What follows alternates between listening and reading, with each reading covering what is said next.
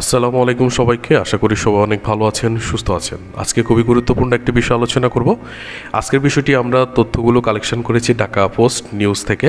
তারা বলেছে যে ইউসি ও ইউসিবি ব্যাংক এবং ইসলামী ব্যাংক বাংলাদেশ পিএলসি যথেষ্ট ভালো করছে, এই মন্তব্য করেছেন বাংলাদেশের বর্তমান গভর্নর ডাক্তার আহসান এইস মনসুর। আজকে বিস্তারিত এই বিষয়টি বলবো এবং কোন কোন ব্যাংক ঘুরে দাঁড়িয়েছে এবং কোনগুলো ব্যাংক মার্জার হবে এই বিষয়গুলো আজকে আপনাদের সামনে তুলে ধরবো। ওকে, তাই বিষয়টি কালেকশন করেছি আমরা ঢাকা পোস্ট থেকে। আপনাদেরকে প্রথমেই বলেছি, আমরা যদি একটু পড়ে দেখি।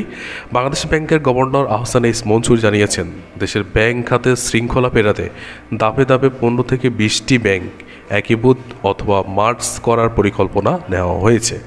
গভর্নর বলেন, পদ্মা ব্যাংক বর্তমানে অচল, এটি আমাদের রাডারে আছে। এই ব্যাংকটিকে সচল করতে হবে, যদি প্রয়োজন হয় একে অন্য ব্যাংকের সঙ্গে মার্জ করে দিতে পারে।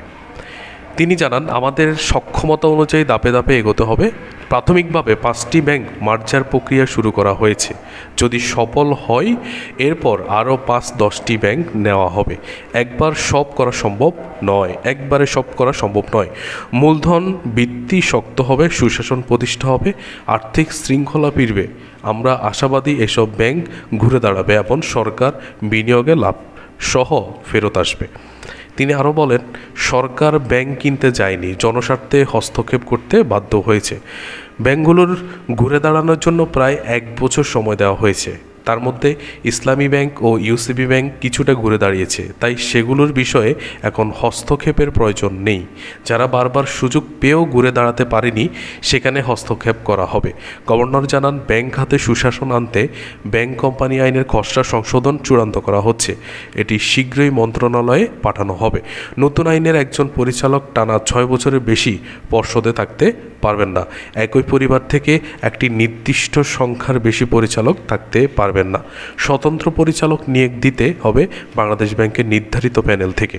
এই বিষয়গুলো তথ্য থেকে আমরা যেটা জানতে পেরেছি সেটা হচ্ছে যে ইসলামী ব্যাংক এবং ইউসিবি ব্যাংক, এই দুইটি ব্যাংক কিন্তু 1 বছরের ভিতরে তারা কিন্তু ঘুরে দাঁড়িয়েছে। তাদের আর্থিক অবস্থা বা বর্তমান অবস্থা খুবই ভালো, এটা কিন্তু বুঝিয়েছেন। আরেকটি বিষয় হচ্ছে যে ব্যাংকগুলো দুর্বল অবস্থায় ছিল, সেই ব্যাংকগুলোর মধ্যে কয়েকটি ব্যাংক, মানে হাতে গোনা 5টি ব্যাংক, তারা কিন্তু ইতিমধ্যে মার্জ করে ফেলেছে বা মার্জ করতে শুরু করেছে। বাকি আরও কিছুদিন যাওয়ার পরে তারা পর্যায়ক্রমে আরও 5 থেকে 10টি ব্যাংক মার্জার করার চিন্তাভাবনা করছেন বলে বাংলাদেশ ব্যাংকের গভর্নর জানিয়েছেন। আজকের বিষয়টি খুবই গুরুত্বপূর্ণ বিষয়, আর যারা দেশ এবং দেশের বাইরে থেকে আমাদেরকে প্রতিনিয়ত দেখছেন, আপনাদের জন্য আজকের নিউজটি আশা করি খুবই গুরুত্বপূর্ণ হতে পারে। সবাইকে ধন্যবাদ জানিয়ে বিদায় নিচ্ছি। দেখা হচ্ছে পরবর্তী কোনো ভিডিওতে। সে পর্যন্ত সবাই ভালো থাকবেন, সুস্থ থাকবেন। আর অবশ্যই কোন রিলেটেড ভিডিও আপনারা দেখতে পছন্দ করেন সেটা আমাদের কমেন্ট বক্সে জানাবেন। আসসালামু আলাইকুম ওয়া রাহমাতুল্লাহ।